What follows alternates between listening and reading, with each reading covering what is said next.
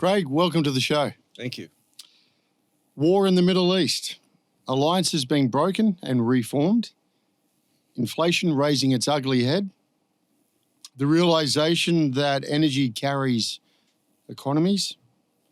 And those that can't take raw materials and turn them into something may have lost the day. I've enjoyed reading your recent papers and your commentaries.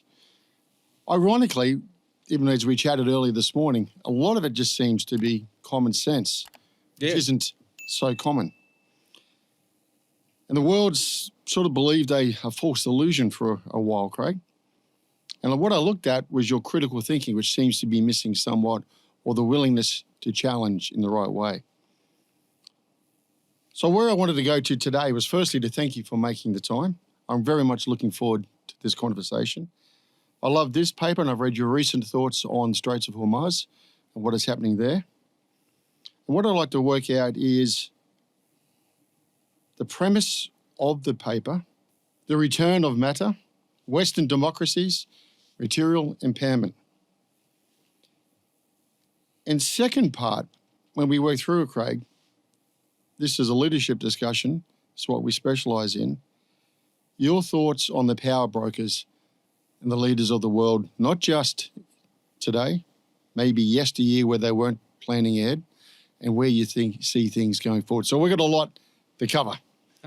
So maybe just to start, for those who are uninitiated to what Craig's been doing and how he's turned thinking on its head of late, Craig, can you just give us the core synopsis and what made you start this in the first place? Okay, well, let's go back in history a little bit. Okay, in the 1990s, we started to hear about price efficiency. Yep. And what they used to tell us was that the most efficient place to produce something, manufacture something, was the right place to do it.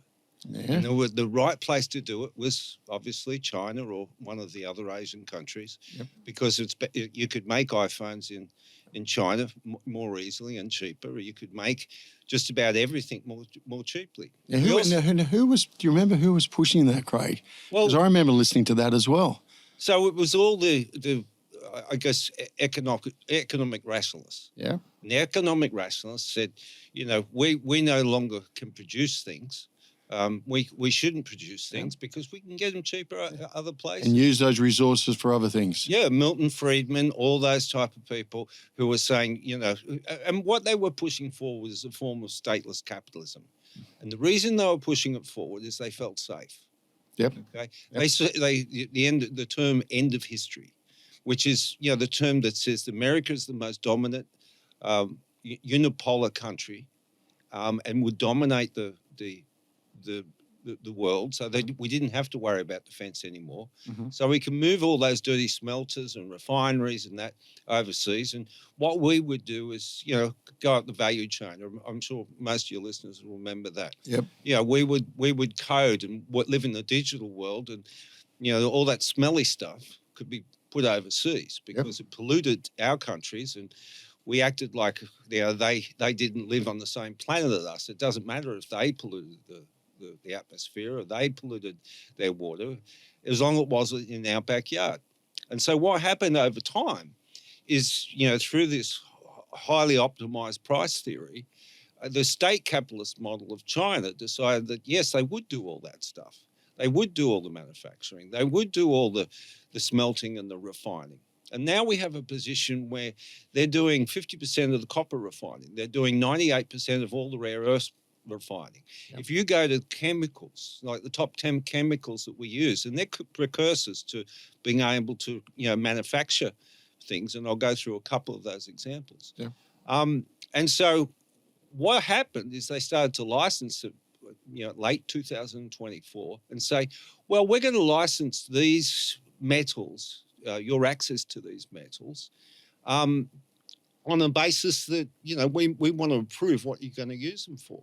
We want to be able to manufacture things. So we want, I guess, an optimized manufacturing system. We don't want you really manufacturing solar panels. So they help their solar panel system get along, and they own almost 100% of the market, right?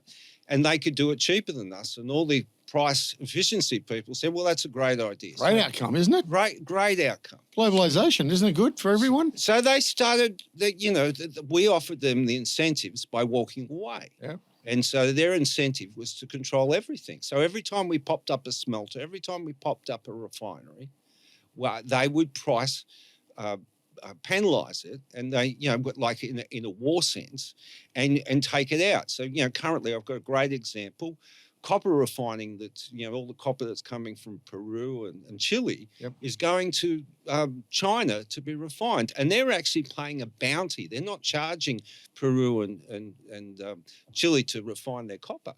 They're actually paying for it. So, if you're a South Korean copper refiner, well, that's interesting because you have to charge $50 to $100 a ton, where China is offering a $50 to $100 a ton to gain control of it. Okay. So it's monopolization. Yeah. So they use at different levels, different modes of doing that. And this has huge consequences for us because all these fanciful ideas of building data centers and the electrification and green energy depend on our ability to provide copper. And this is a triangulation of demand. Copper ore mines were planned, 20 years ago. They take 19 years from the exploration discovery to the production to get up. So, the copper mines that are in production, going to production now, started 20 years ago. Mm-hmm. And that was based on, there was no AI then, there was no data centers. Sure. One of the hyperscale data centers uses 50,000 tons of copper, right? One of the hyperscale data centers uses about 12 tons of silver. That's right. Per annum, or what are we talking? No, to build it. Just to build it. Just to build it. Okay. So what's happened is we've had a triangulation of demand. We know the green energy story and the net zero story, and people are building out the solar farms, and the Biden administration put a lot of money into that. Mm. And so the policy is not matching the physics of what's available. So we're trying to build too much because we think that we just allocate dollars to it. And we can't, and allocating dollars to it doesn't create these metals and chemicals out of thin air, and we don't have any ability to produce our own. So, with this licensing system, there's an example in Japan a couple of months ago where they said they weren't going to provide gallium or rare earths to Japan to build defense military components. Yep. Now, they're literally saying, we'll allow you to have copper, we'll allow you to have rare earths, but as long as we approve what you're building. If you're building something that's not a threat to us or not a defense of yourself, we won't approve it and you can't have it. So they've cut off and restricted our ability to build what we want to build. Now, some of these new data centers, for instance, we all know the story of NVIDIA and how that's exploded in market cap. Yeah. If you look at the new chips from NVIDIA for the next 4 or 5 years, they explode in rare earths like gallium and tantalum and copper.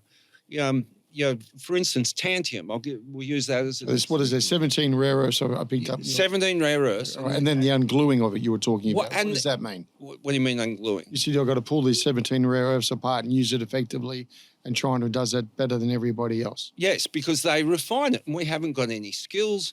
We haven't got any production capability to refine it. We don't have any facilities. We've got ESG rules. Who's we? The whole of the Western world? The whole of the Western world. The whole of the Western world. Well, more than the Western world too. We count India and Vietnam and all those countries as well. So it's the whole world. Okay. None of the skills. I'll use an example of India because we focused on in the report on the United States. 100% of the rare earths used in defense products in India are produced by China. 100%. 100%. So all the rare earths that they need for defense, all the metals they need for defense, they rely on China to produce them. They've got 14 days to 45 days munition supply, right? So if it's Pretty more topical at the moment. well, it's very topical because attacking a nuclear state is more complex than just attacking them for 45 days until they run out. Right. But their abilities and their options are minimal because they haven't got any secondary supply. They can't make the munitions to replace the munitions they have. So from a defence perspective, a military perspective, they're severely limited in what they can do. Turkey is another example. One of the hinge states of the Middle East and becoming more and more important. Yep. They are in exactly the same position. So it's not just Western countries, the whole of Europe. They want to produce ammunition. If you look at the Ukraine, right, when we started the Ukraine war, there was a shell build-up, ammunition and munitions build-up.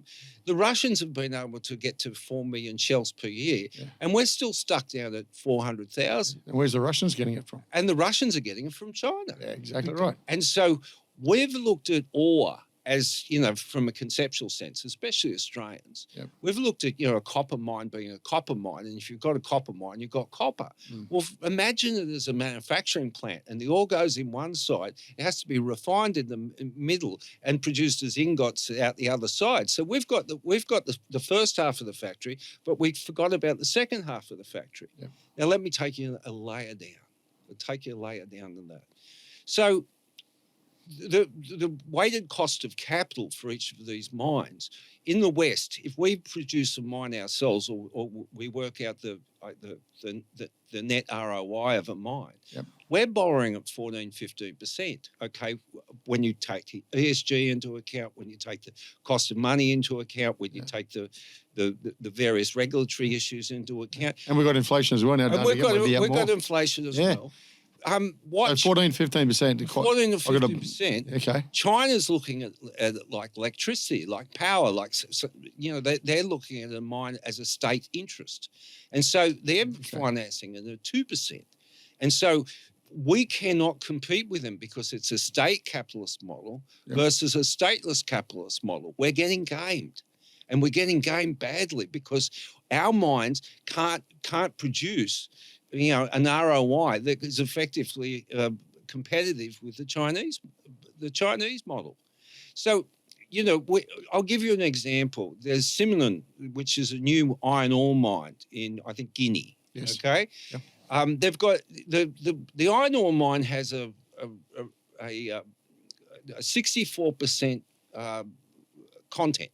Okay, so it's very high in iron ore, right? They've spent $20 billion building that iron ore mine, right? Not on the basis that they can get an ROI on it, not on the basis that they want a higher price, on the basis that they can lower the price of iron ore right across the board, right? You've got somebody like, Fortescue, FMG, right? They've got their mines of 54%. Now, 54% against 65% is a lot. That means, if you convert it to raw tonnage that you have to process to get the same amount of steel, you've got to put, 30% more tonnage through. You've got to crush that rock. You've got to use a lot more, electricity. You're producing a lot more CO2, and that's where the ESG rules become ridiculous. Is if you've got a mine, you can have electric trucks running around as much as you want, but you knock that advantage off from a carbon perspective because you have to produce 30% more, and they've lowered the cost of iron ore as soon as that comes into production by $10 billion a year compared to what they buy as an entire country. So their ROI is 2 years. They've spent $20 billion. They've lowered the cost, their overall cost, by $10 billion. So they've got a 24-month ROI. If you look at it from our basis, we would never invested in the mine because it would have taken 6 or 7 years to get a return because it's Guinea, because it's difficult, et cetera, et cetera. So they're gaming us at a monopoly level. I'll take you another level down. Okay, there's a company called Metals X that mines Metals X. Metals X that mines tin in I think the Renison mine in Tasmania. It's half owned by Yannon, which is a Chinese group. Right. entire, we think of that as an Australian mine, right? The entire offtake goes to China, right?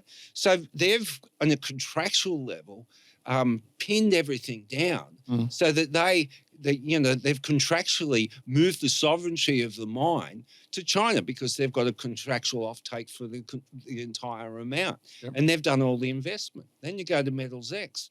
Now they've got a beautiful fund out of Hong Kong that is the major owner of Metals X. And, they say they don't interfere. I believe them. But you can see the symmetry of the whole thing. They've got ownership. They've got a half ownership in the mine, and they've got the entire offtake, right? So the control, you've got different levels. It's called being smart, isn't it? Well, it's called being smart, and you can't blame them. No. This is, The rest of us are. Let's state this here and now. We play the game as we see it, and you can't blame the Chinese for doing this, right?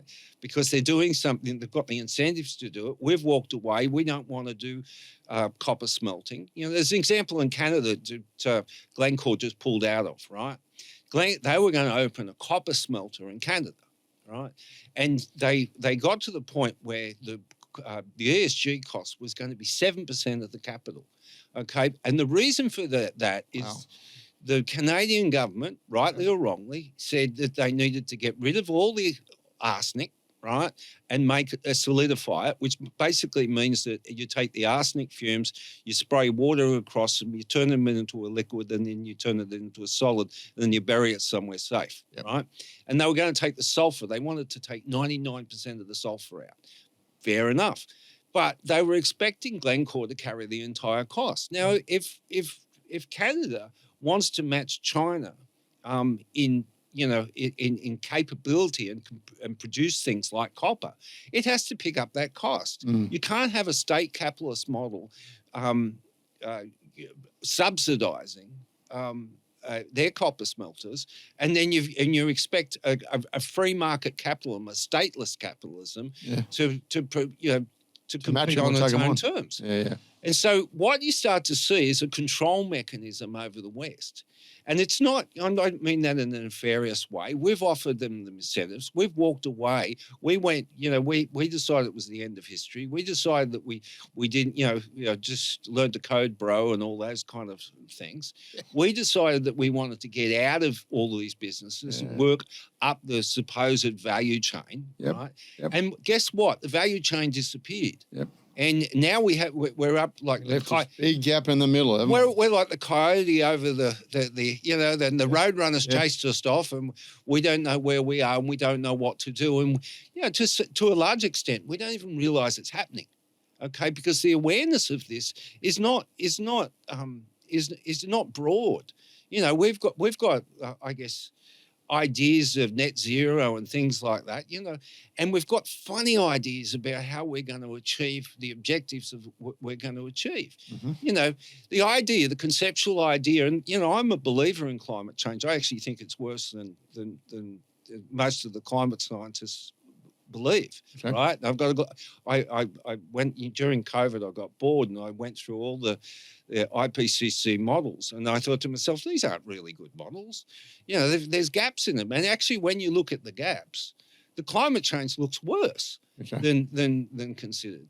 And so, we need to reduce our carbon. I'm a believer in that. But how is reducing 20% of our carbon, by going down to net zero and costing us ourselves a lot of money, when we're exporting our carbon and importing our carbon with coal and all the other things we're doing, when it's logically ludicrous. And so we've got these funny ideas that we keep promulgating through ideologies, whether you're left or right or whatever. And these ideas aren't lining up with our future. And so we need to take a different look at things and start looking at the world mechanically, start looking at the world first principles, and start thinking to ourselves, okay, where are we really going in the world? What is Australia's future? We've got these neoclassical models of banking that look at that look at bread and milk. If bread and milk goes up, that's bad. That's terrible. And we have to raise interest rates to stop it. But if our housing prices triple in value, which is shelter, which is the major cost that we worry about, we don't worry about. And the reason for that is the purpose of the RBA is to funnel money to banks. It's to financialise our system. And the proof of that is just the factual nature of our economy. Yeah. Our economy is becoming a rentier economy. Everything is financialised. Yeah. You know, you can't drive I came here from northwest Sydney. Yeah. And it probably cost me $35 to get here to drive through all the tunnels. That's right. You know, you go to the airport and you have to walk. If you're going to park, you've got to walk a long way unless you're paying for VIP parking. Yeah. You've got to pay exorbitant prices right through because we thought price efficiency and private enterprise were going to provide us a more effective system. But really what happened is private enterprise gamed us as we sold these assets, like electricity, all these other things. Oh, well, do they game us? Well, there's a lack of efficiency by government. Well, yeah, okay. And whatever leg you want to put on it. But either way, we're not making enough revenue. No. So that goes back to your first one, your whole concept around the control. So if we just wind it back just for a sec where you're at. Yep. Okay, so how is China come into play? And you're going, and the second part of the question, of the world's resources, what does China really have? It's irrelevant. I know the answer is irrelevant, but what does it really have? So maybe let's clear the air on that. Everyone talks rare earths. I understand that. Does China have much? Not much. Okay. China doesn't have much. Is the future in rare earths? The future is in rare earths. Okay. Who's got the rare earths? The rare earths, Canada, the US, there's a lot through some of the Eastern Bloc countries, Australia. We're sitting on significant amounts of rare earths. There's rare earths, heavy rare earths, which are the important ones. Yep. Sitting in the US, there's a company called Hyperion X that has a big Titan play. Yep. That has probably the biggest rare earths resource in the US at the moment. Okay, and why are rare earths so important? Because they go into everything. So if you look at the NVIDIA and AMD, what they're building, okay, and you look at any of the heavy rare earths, they exponentially increase. If you look at the products they were using 3 or 4 years ago versus the products they're going to use in the next 2 or 3 years, they're exponentially using more rare earths and more rare earths and more rare earths. NVIDIA by itself, just in its products, will be using 250,000 tonne of copper per year just to produce its chips. Okay? Right. And we talked about 50,000 tonnes worth of copper in one of these hyperscale data centers. Mm-hmm. And these hyperscale data centers can't be built because we don't have the copper. Like, I talk to Robert Friedland quite often. Quite often. Okay, we text backward and forward every other day or every few days. And if there's anyone in the world that's an expert on copper, it's him. And he looks, he says we need 5 or 6 mines to open every year for the next 5 years to keep up with the copper demand, right? And we're opening 1. Right? Okay. So how are we going to build these data centers? There's already, NVIDIA's already got inventory chips that aren't being put in data centers because the data centers can't be built. And let's take it away from copper. Siemens have a backlog of 149 billion euros in electrical transformers and other components that are needed for this electrification. Okay. Hitachi has a smaller but a similar one. GE Genova has a similar backlog. It takes you 5 years to get one of these large transformers for electrification. So you can't get the copper for the data centers. You can't get the transformer because they literally can't build them. Right, quick enough because the backlog of orders. NVIDIA is going to build all these chips, and you look at the valuation of NVIDIA. It's based on its forward earnings. That's right. It's not going to be able to build these chips, and if it can build these chips, it's going to have nowhere to put them. It's going to have to put them in someone's garage. There's literally the whole place is going to grind to a halt. And the idea that we can keep doing this, the world, it's the coyote thing again. The coyote's way off the end, but it hasn't fallen yet. So everyone's believing that this is possible. And it's not, it's verifiably, not possible. And I'll go deeper than that. Siemens, right? Yep. All these transformers they're building, the 142 billion euro backlog. Guess where they get their rare earths? They get them from China. Okay. All right. And guess 20% of their customer base is China because they're sending these transformers to China as well. Mm-hmm. So if you're China and you go knock, knock, knock, hey, listen, we really need them quickly. How about we give you a new supply of rare earths to do that? You've got leverage. Correct. Now I'll take it to the next step, right? Because that gets really interesting. Yeah. If you've got control of 50 to 98% of the rare earths, right? You don't have to take USD. You don't take. I'll slow down a second. Yeah. So going back to we're going to come to this right now. 50 to 98%. Yeah. Okay. And you said if I've got control, why do I have control? Because you're doing the smelting and the refining. So the real simple thing for everyone out there. We're walking around as a nation, and so many others, being really proud to be miners. That game's changed, hasn't it? Yeah. All they do is they dig holes, correct? Yeah, they're the input to that factory I was talking about. Okay, so they dig the holes, but the game in town is the production, right? And no one else in the world can produce like the Chinese? No. No one else in the world is advanced like the Chinese? No. Okay. How far ahead? I'm hearing 20 to 25 years ahead in rare earth processing. The Chinese are ahead of everybody else in the world. Is that accurate or ridiculous? We've got some innovation. I think that's up for debate. Okay. We just haven't, because we've got a lot of innovation coming through.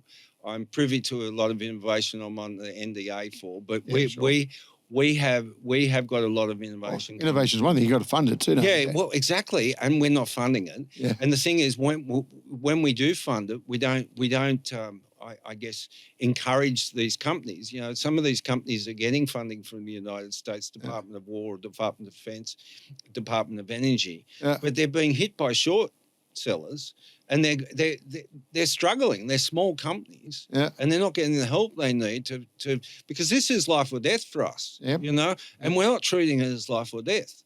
All right, so we've come along in the last 30, 40 years on resource allocation.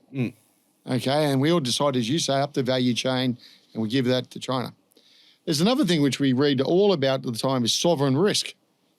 Light bulb hasn't gone on at all, has it?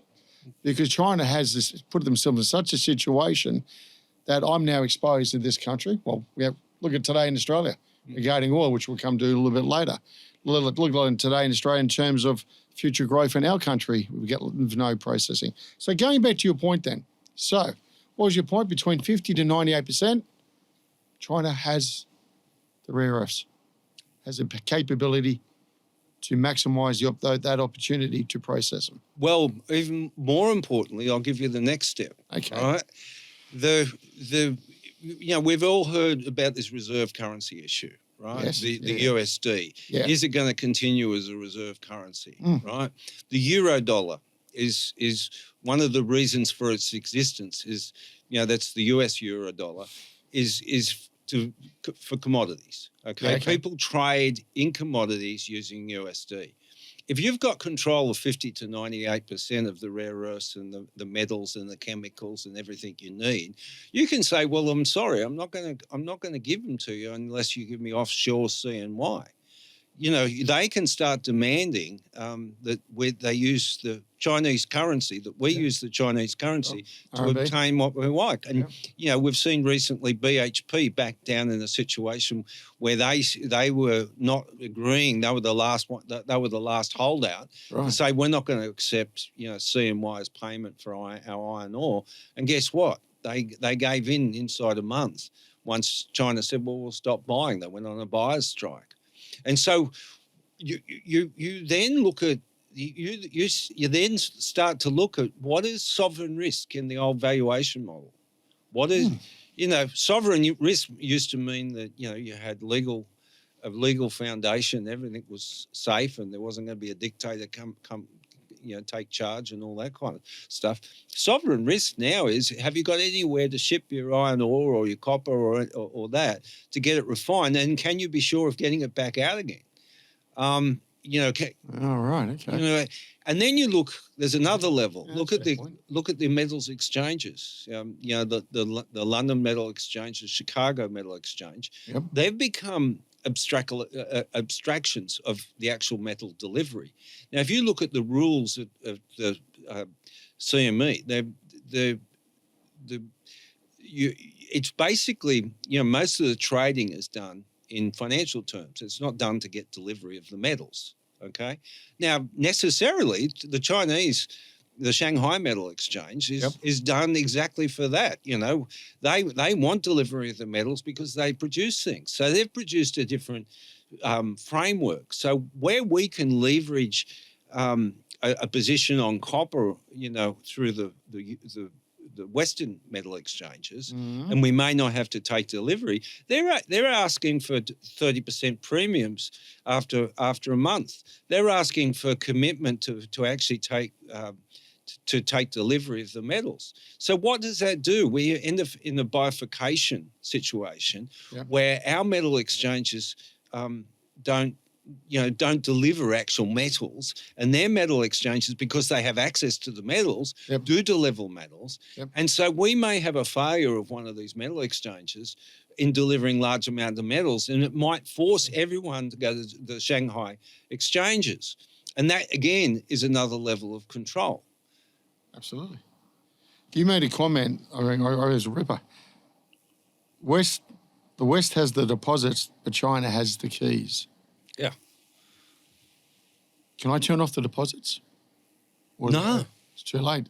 Well, what are you going to... If you turn off the deposits, they just black ban you. What are they... If you're an FMG, right? Who also pretty funded by China. And by Chinese trucks, right? I don't know if they're remotely controlled. I don't want to go into conspiracy, but you can imagine a situation where they say, well, we don't like what we're doing. We're just going to turn off the keys remotely. But let's get off that. They're funded by China, and they've got in a situation where, they've got the lower grade iron ore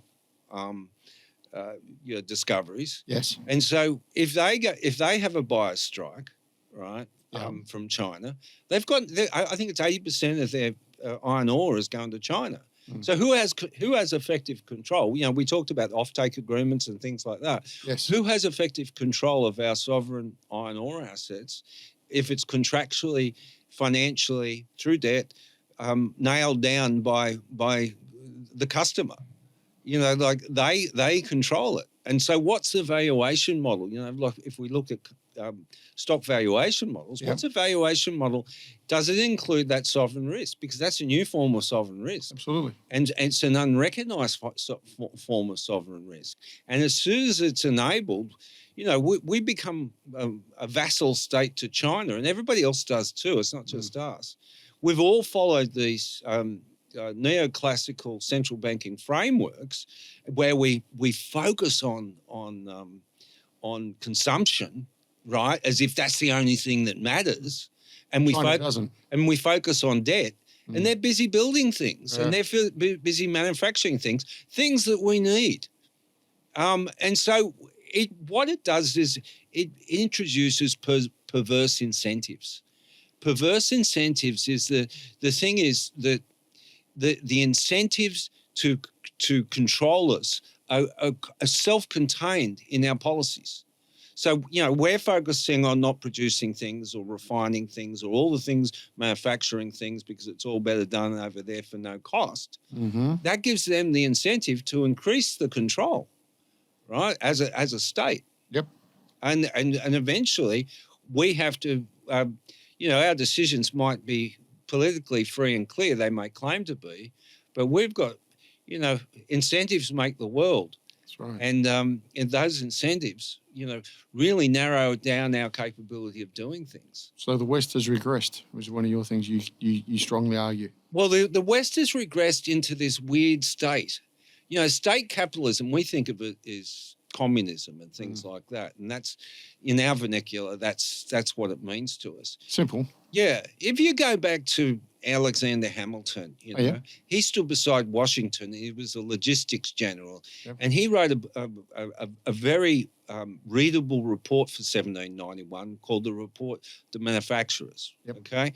And what he basically said is, if you do not manufacture things, if you do not mine your own resources, if you don't grow your own food, your freedom and liberty is provisional. It's dependent on the foreign state to allow you to have it, because that's what he learnt from the English, right? And he in the early days of Valley Forge and places like that, they lost an incredible amount of men because they didn't have the logistics to fight the British. Okay, now you go a little bit further. Eisenhower, a logistics general. Yes. His entire purpose was to make sure that his fighting generals got the things they needed to do their job, and that was what he's bringing at. Everyone, he's famous for that military industrial complex comment, right? Nobody reads the rest of his work. He says logistics, logistics, logistics. Yep. He more or less mirrors Alexander Hamilton, right, in the own vernacular of the 1960s, right? Take it one step further. Our own Prime Minister, Robert Menzies. Now, Robert Menzies, in a speech in 1961, put on a credit squeeze because he wanted a balance between production and credit. He didn't want housing prices to go up too much. He wanted a stable economy where production could happen. Yep. Right? And he was, again, a wartime prime minister. Logistics, logistics, logistics. He was interested in supply lines, supply chains. That's what the war and difficulties taught him, right? And so we've forgotten our own form of state capitalism, right? And that's a surprise to most people. Right? What do you mean it's a surprise? We've been doing it for years. I know. We've been the biggest con job. But we think it's normal. Maybe not con job, but everyone thought it was the right thing to do. It's been propagated. In fact, you consider opening up a manufacturing plant in this country or anywhere else outside of China, maybe Vietnam or Cambodia of late. That's a place to go. Outside of that, you're going to have rocks in your head, we've been told now. Yeah. And that's what we've entrained ourselves. It's almost like Dutch tulip disease. Because based on the price of labour, it was so much cheaper in China. Is that right? And it was a wage aggregation model. We don't want to pay our guys, right? Their conditions are way too difficult. Their unionism is killing us. You know the old stories. Yep. Let's build our iPhones at Foxconn and we don't care if they put nets outside the factories because the workers have been enslaved 24 hours a day, and they're trying to suicide. We don't care about that stuff as long as it's over there. If it's in our country, we're passionate about it. Yeah. Whether you're left wing or right wing, they don't care about it because it's double standards everywhere. It's double standards everywhere, and that's what we have to mechanically open and clarify: is that these things don't make any sense. Slavery with ships. We decided that was bad, and of course we decided that was bad. But slavery at Foxconn is fine, and as long as my mobile phone turns up pretty good, and a good price, and I get the new one coming up every year and a half or so. And the left wing radicals, you see them at any of these marches where they're demonstrating. They're literally sitting on their iPhones, right? That were made by slave labour. You termed all this. I think you termed it, was it the domestic kill switch? Yeah. Is that right? Yeah. We can be turned off.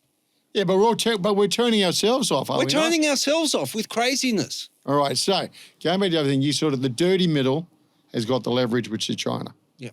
The Western world seem to have risen above it in their status, forgotten what Alexander Hamilton said, and have given China the biggest opportunity and a half. China stands back and says, let's seize it. When we seize it, we also upskill our people. We become innovative. Everyone talks about that. They do that and they're moving at a rapid rate. On top of that, we then get control, and guess what? We've got influence. The shifts in power are second to none. Okay. So you're telling, I think you said China controls 48% of the global mining, but 80% of the world's processing. That's right. That's not going to change anytime soon. No, we can do what we want, but I put out a report yesterday that showed the brittle backbone of American infrastructure, and I suggest ours is the same, right? There were 24 major industrial fires, explosions, accidents in the United States in the last 2 years. All of them absolutely critical, 9 out of 10, 10 out of 10 incidents. If you look at my work, there's an incident in New York State where an aluminium smelter, had 1 fire, then 2 fires, then 3 fires. You'd think they'd work out how to stop the fires, right? It stopped production and then stopped Ford from producing cars. It cost Ford over $1 billion in production because these aluminium smelters fell down and blew up and burnt. Now, aluminium smelters, I won't go into the infrastructure of an aluminium smelter, but as soon as you stop it, they're continuous. They operate 24/7. As soon as you stop it, you've got to jackhammer the pots out. Right? Yeah, right. They're hard startups. And our system doesn't recognise, our central banking system doesn't recognise a hard startup. They recognise that it just magically disappears and it'll come back if it's needed. The price signal will bring it back, right? And so these models that we've got of the economy that we're using to manage the economy are hollowing out the economy. Yeah, right. And so, they don't even notice. If you look at the FOMC framework or the RBA framework, they don't even notice if an industrial capability falls apart. It's not inside their model because their model's all based on time lagging, price signaling. Yep. Price lag, the price, inflation rate where a price goes up. The cause might have been 12 months ago. We just had a lithium refinery in Western Australia closed down, 354 people, okay, because they couldn't compete with the Chinese, right? 354 people. It's just common sense, right? As soon as they're sacked, as soon as they're closed down, the people scatter everywhere. They find other jobs. The machinery is obviously sold. You can't restart it very, very quickly. But our central banking models think that they instantly start because they're built by boffins. Yeah. Or they'll be replaced by more coffee shops, which would be great for the GDP as well, right? Yeah. We'll just serve each other coffee for the rest of our lives. We'll get things going up the right speed. And tourism is going to save us. And we'll just increase our debt. Yeah. Domestic, that's right. Domestic debt or government debt, it doesn't matter. The idea that, there's this 17th century concept of Russian serfdom, right? And so where in Russian serfdom, you used to work for the manor house for 3 days a week. And then for the rest of the week, for the rest of the week, you could plant crops for yourself. But you're beholden to the manor house. And if you lost that position, you lost that land to the manor house, you'd get kicked out and you'd become homeless and you probably wouldn't find another spot. What we've got is debt serfdom, right? What do these banks? They make money out of thin air, right? They buy, if somebody buys their house, they get 50%, mortgage or higher, and they've got to pay 2 or 3 days a week to these bankers. That's right. To live for the benefit of sleeping indoors at night. And it's their own home. And what did the banks do for that? What benefit did we get out of it in wealth creation? What skills did we get out of it? We did get nothing out of it. They even make the money out of thin air. So it's endogenous money. Some, if people don't know what that means, look it up because it's a good term to understand. Endogenous money. Endogenous money. Okay. So, we think the banks are lending deposits. They're not. They're actually, it's an accounting error. What they do is they simply allocate the money and then they create the money themselves. So, that's a little understood concept in economics that you can look up and understand. Well, we talked resource allocation, which put China in the spot. And credit to the Chinese. They seized the opportunity while the world stood back. Okay. The second part, just on what you're talking about here, credit allocation or capital allocation. So now what are the Chinese doing?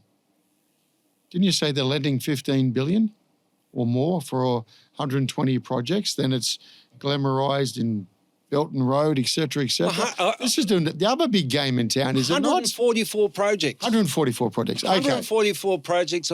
I'd have to look up the number because I think it was 144 projects. It was like...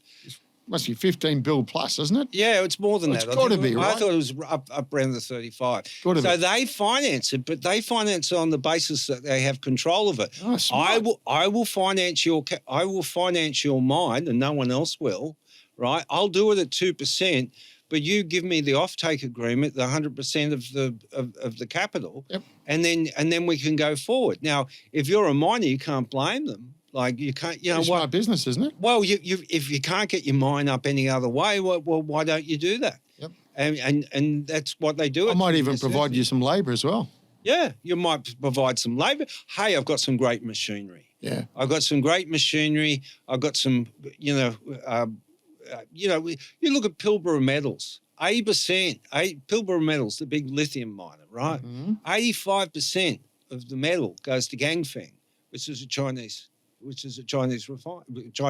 metal refiner. Yeah. We don't even control the lithium that comes out of one of our biggest lithium mines.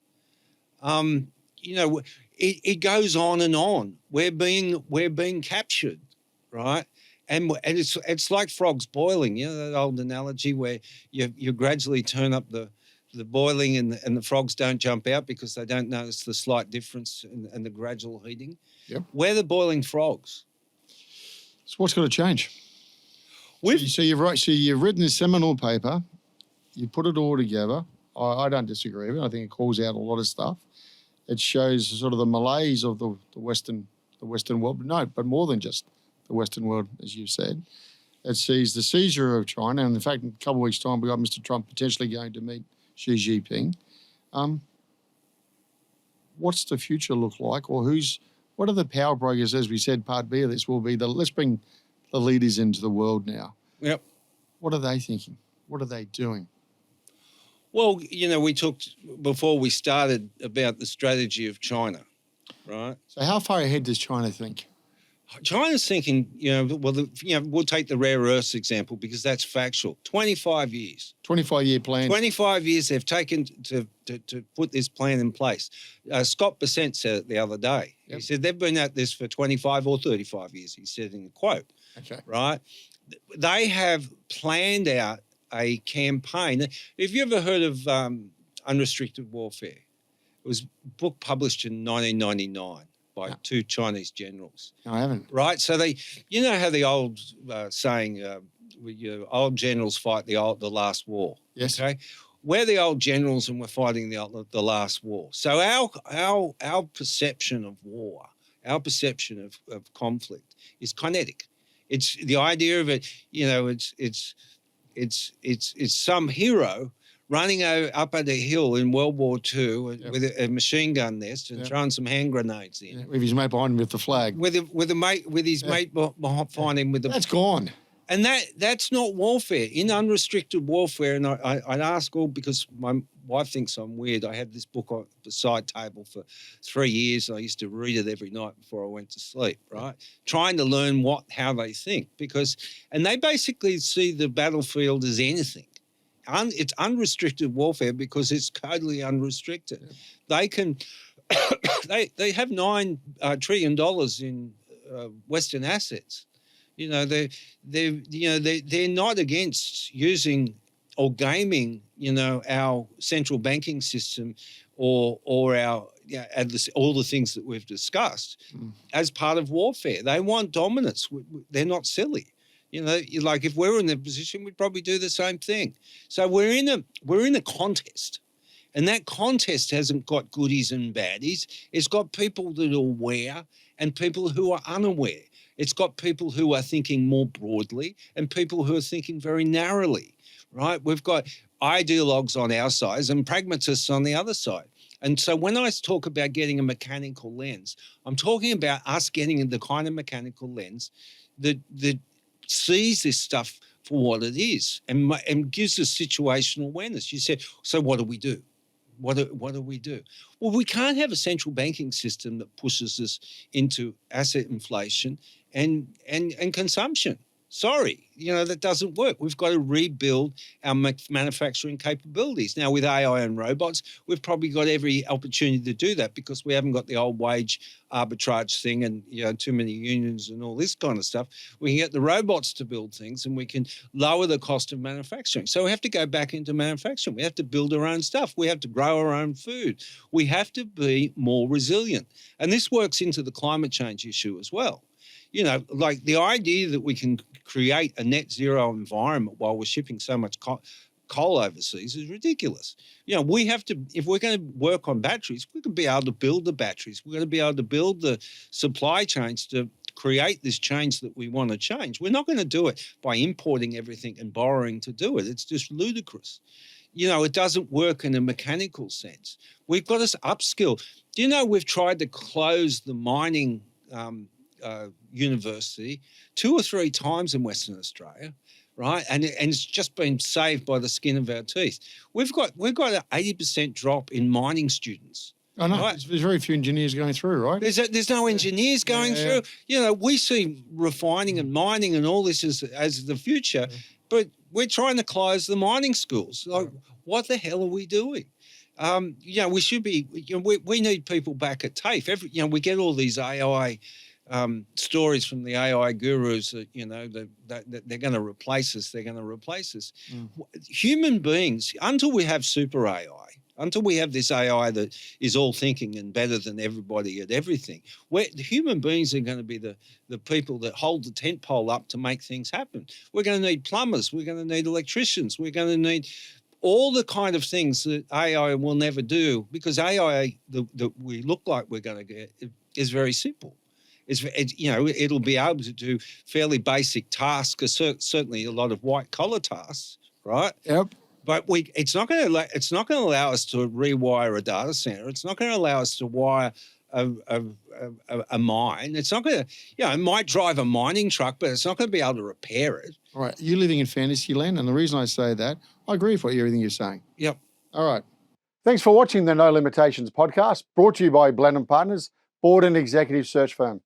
As a trusted advisor, we work with Australian listed groups, multinational corporations, large private companies, and social impact organisations on their most critical people choices to drive change, prepare for growth, and outperform their peers.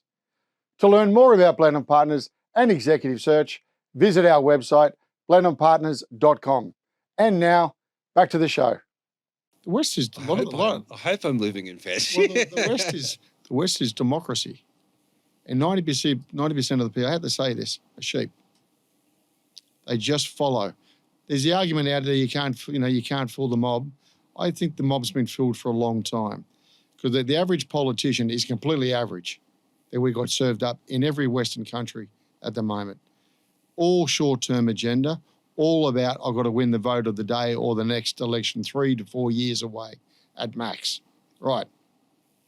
If that's the case, do you see look at what's going on in our local backyard. It is B grade on both sides, on all sides. C or D. Yeah, absolutely. Totally uninspiring, no long-term thinking, no vision, et cetera, et cetera. How can you talk about, and I agree, what you're saying makes a lot of sense. We're going to have to think things through differently.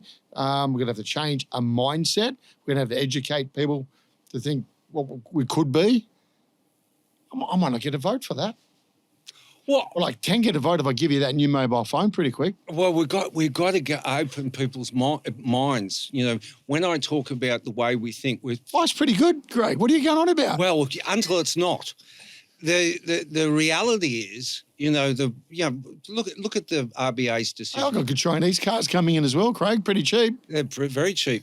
Actually, my son sells about 40 or 50 a month. Yeah. Over in Western So you're Australia. asking for a hell of a lot of change now, because the genie's out of the bottle. Yeah, but because we're in an unsustainable situation. It's just about to turn on us, right? And we have to wake ourselves up. We're ideological thinkers. And what I mean by that is, there's a great tradition with Max Weber and Adam Smith and Aristotle and Karl Marx even, where they broke everything down and start to mechanically think. And then they gave the lens to other people to actually see things for real, right? And what we need to do is move from ideological thinking to mechanical thinking so that we can see through the lens of first principles and go, it's not as you keep pushing forward. Like, you look at the climate change discussion. We've got ideological thinking, which says, okay, it's the end of the world. We need to do something about climate change. And, I don't disagree with a lot of that, right?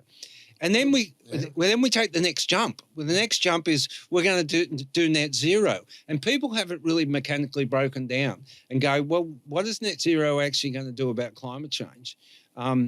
And it doesn't do much at all. It makes 20% of, No, it makes me feel good, Greg. Makes me feel good. Exactly. And it's not actually going to do anything. And we need realistic people to start going, hey, come on, look at this. Let's not go left or right on this. Let's go real, not left or right, go real. What is really happening? If we're going to export coal and we're going to try and get net zero, and, one of the things I've looked at recently is the plan for, net zero or green energy, and it's all, if I could use the characterization of the Snowy 2. It's going to cost $2.3 billion, right? Terrific. And I was living in Jindabyne at the time. I just come back from the United States. I was living in Vermont, and I met this old bloke. He was ancient, right? And he was an engineer on the first Snowy, right? And I sat down with him in a coffee shop, right? Yeah. Because we just came across each other. I said, "What do you think of this Snowy 2?" And he says, "Oh, it's ridiculous. It's ridiculous." I don't know what nationality he was, but he'd come over in the 1950s. Yeah.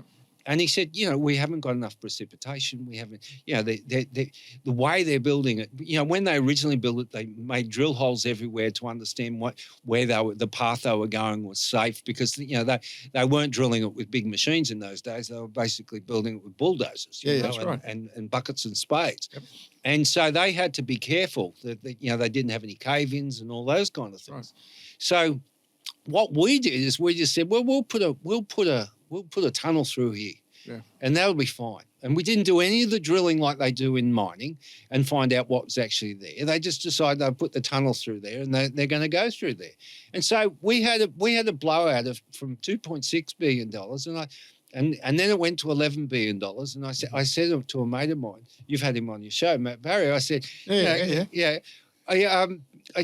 we talk all the time, and he said, well, it's probably going to go from 14 billion. And I said, get lost. We don't even know. Yeah. We don't even know where that's going. Yeah. We don't know, because we didn't cost it, because we didn't use first principles. We're elaborating in the but we're mugs. We put up with this all the time, do we not? Well, yes, we do. We do. But at some point we have to go through a cycle on that.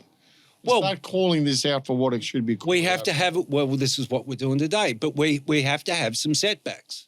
That's how we learn evolution. We have to be set back on our bums, right? And we have to start seeing what's really happening. And that's what we're doing today.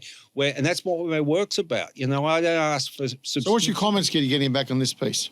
It's interesting. They talk about Twitter and Substack and all those kind of things as being toxic places, right? Yeah. I've had over 500 beautiful, caring, thoughtful notes of appreciation, right? People, CEOs, C-level executives, all around the world saying thank you, made it clear for me. You let me see what is actually happening, right? Because before I wrote that, there's no one else written anything like that. No, you brought it all together. I brought it all together. It was all existing and good numbers and the good insights and good challenging thinking. Yep. I even had people who, I won't name them, but who are very well-known people across the US, let's call them luminaries of US business. Yep. Right? They reached out and they thanked me personally, right? because they said, well, the mechanics of this has never been shown to anyone. It's not just Australia. Like, you go to India. I've got a 27-page report coming out in India, and everybody thinks of India as this huge manufacturing country that's going to replace China, right? They're in worse shape than we are. They're in, all of their rare earths, all their copper. For instance, they were making titanium, and they were making a heap of titanium and exporting it, right? And guess what happened? They ran out of magnesium, so they had to shut it down. Guess where the magnesium comes from? China. And I go back to first principles. I've got a paper coming back on the central banking method, because I've reframed central banking, right? And I've come back and said, you've got to make room for industrial business. You've got to make room for mining. And so what we need to do is get all these models that you've thought up in your ivory towers, and actually get a model that touches the economy. Because now we've got abilities to plug in, how much refining are we doing? How much of this are we doing? Come on, what are we sitting on in terms of a country? We've got the largest uranium deposit in the world by 70% of the world's uranium sits here, or something, some astronomical number. I can't remember what it is. I think it's 33%. 33%, right, but it's still pretty sizable. Well, right? It's huge. Okay, what else we got? We've got. I say 20% of everything, because when you boil it down, like there's somebody was telling me the other day, we've even got huge oil and gas reserves off South Australia. I'm hearing that as well. Yes, so one of the biggest reserves in the world. Yep. Right. Gee, wouldn't it be good if we had that at the moment? Well, wouldn't it be good? It wouldn't be good to, But we'd have to manufacture, Craig. We'd have to open processes again. We'd have to train people. That's right. We'd have to have people in blue overalls. Right? You used to see when we were young. And they were proud to do what they did. And they enjoyed it. Yeah. It's good work. It's good work. Absolutely. Okay, it's messy and all that kind of stuff, and some of us wouldn't want to do it. Yep. But hey, I build things. I build, a heap of things, around my property. Yeah. And it's good for the Where am I going to get now? Right. You're the genius writing about the Reserve Bank, the banking system. Okay, we agreed there's all these resources sitting here. Yep. 20%.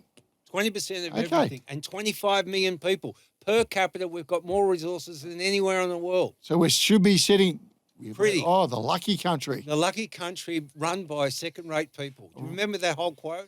Yes. Now, how we fund it? What's the plan on that? We've got to fund it. We've got to go back to Menzies, Roosevelt or Eisenhower state capitalism. Just a cranky old man, eh? We've got to make sure about it. Remember that Simpson thing where you Yeah, come on. Yeah. So how are we going to do it? If we're serious about doing something about state capitalism, just like Menzies said we should. All right? Do I get efficiencies? Well, you're going to get efficiencies because there's a whole bunch of innovation coming through. Right. Right? There's innovation. So state capitalism means incentivizing business to do it, or state capitalism, depending what your terminology is, or is it actually the department or something from the government doing it, which worries the hell out of them? We open an industrial bank. We've got lots of people retiring, and that's one of the other aging demographics that we've got.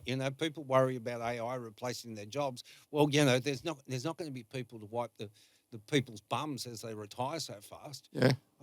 So we put together an industrial bank. We put together industrial bonds. We give somebody a reasonable return. We give them tax breaks for investing in industrial projects and mining projects. We fund our schooling system, so that as much as I like to learn the humanities myself, they don't pay the bills. Yeah. We stop trying to educate everybody from overseas and start educating our own people, or educate the people that come here in useful degrees. You look at our education system; it's educating people in ridiculous stuff. We've got our mining schools should be full and overflowing. It's a little bit like Lee Kuan Yew, thinking common sense, what they can do for these countries. Yeah. What we could do sitting on our resources. If he was here, what he would do would be unbelievable. Yeah. We've got to get at it. We've got to get at it. The idea that Have we got it in us now? Well, the West is. I think it's not had in the last discussion. the West is a lot softer than it was 20, 30 years ago or 50 years ago under Menzies. Yeah. So is that young Turk or that young lady going to want to do all the stuff you're talking about, Craig? We're here today because a lot of people had to die to get us here, right? All our ancestors, That's right? right, yeah, We yeah. stand on their shoulders, and if we screw it up, it seems a bit of a shame for all those guys, right? Yeah. Like at the end of the day, we've evolved, we're here because humans are tough, right? We might not think we're tough, right? We may have to go through, I guess, a stage of fire and ice, to get there. But we will become tough. I talk to a lot of young people, right? Mm-hmm. I do 10, 12 podcasts a month, Okay. right? Right. And and a lot of the young podcasters, all the hodl people, the Bitcoin people Yep. have taken me on to talk about this because, it's their future. That's It's right. their future. It's not our future. I've got 7 kids. Yep. And it's their future too. So what we need to do is start to be real with these people and start to tell them that they're going to go through hard times and they're going to have to toughen up. And whether they like it or not, or whether that's culturally appropriate these days, it's going to happen anyway. It's going to happen anyway. There's no way of avoiding it. They will be bred into toughness by tough times. This idea that we're just at the precipice Yeah. of a situation, in Hormuz, the Straits of Hormuz. I can talk a bit about that. Now. Yeah, like that's what raised a few flags, does it not? yeah. So I did a report and I went through I had to read it. That all the things that went through that area. 21 miles at its shortest point, right? Yeah, and God love them, the Iranians have been burying missile sites and putting in drone stations and all that kind of stuff for 30 years, right? They've bunkered in, right? So the chances of opening it is probably pretty tough without ground troops, and obviously that's politically unacceptable. But my prediction is I don't think they'll have a choice. Now look at what goes through Hormuz. It's crazy. We know the oil. It's about 20 million barrels a day or something like that. Which is 20% of the world's. 20% of the oil. What is it for China? Well, 90%, they use 14 million barrels per day. Yep. Right. They get 2.6 million barrels through the Russian pipelines. They get about another million barrels through odds and ends everywhere else. Yep. Right. They've got a huge stockpile, so they can do it a while. But it's not just oil. Yeah. It's natural gas. It's LNG.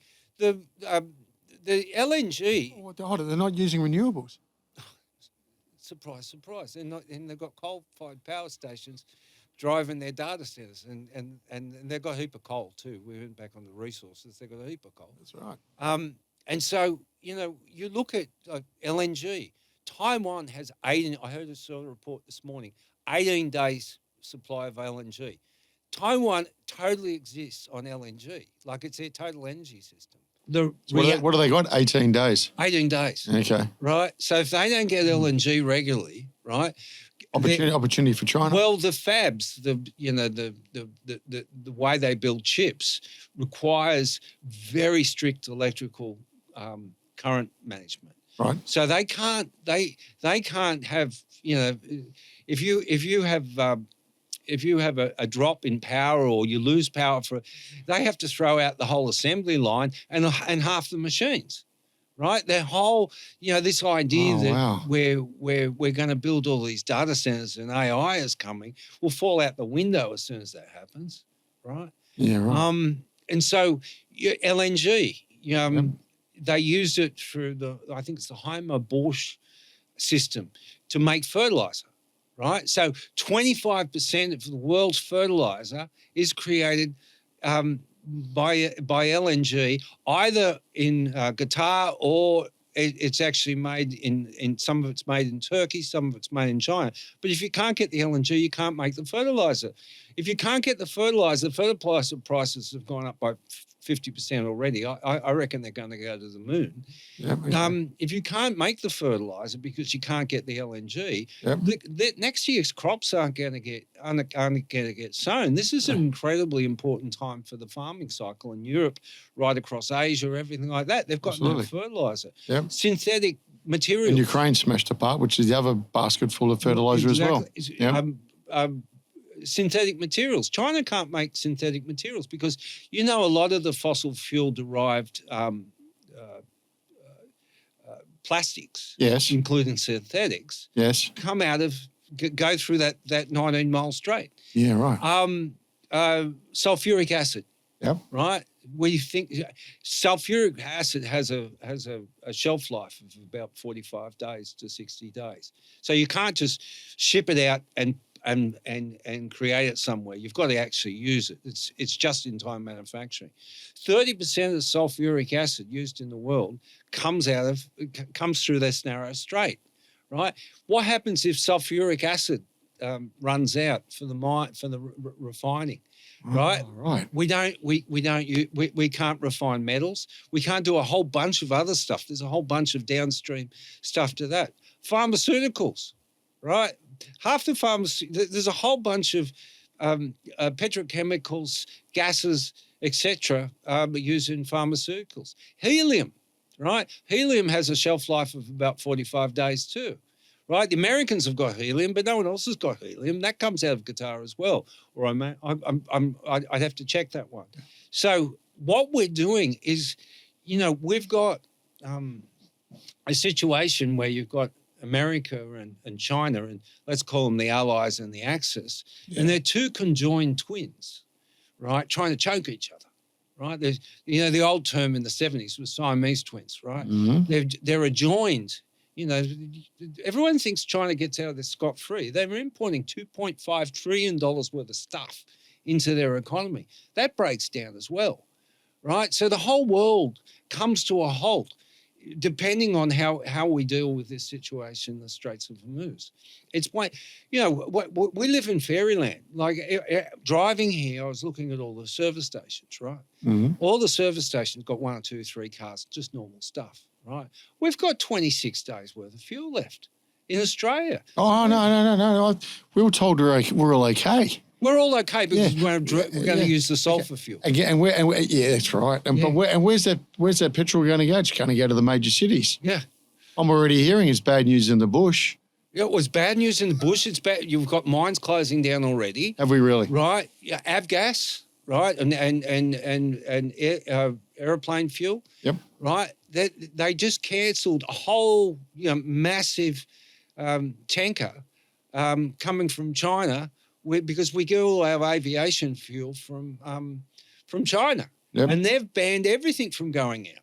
So good luck flying a plane in the month if they don't solve it. I'm not presupposing what Donald Rumsfeld used to call it unknown unknowns or known unknowns. Yeah, that's right. Now we don't know the unknown unknowns. They may solve it. We don't, but we do know the known unknowns, and we do know the known knowns. And the reality is that we can't operate as a country on 30 days fuel. Right, but we haven't got a plan. No one's talking to each other. Everyone's going to soccer matches and acting like it's all going to be fine.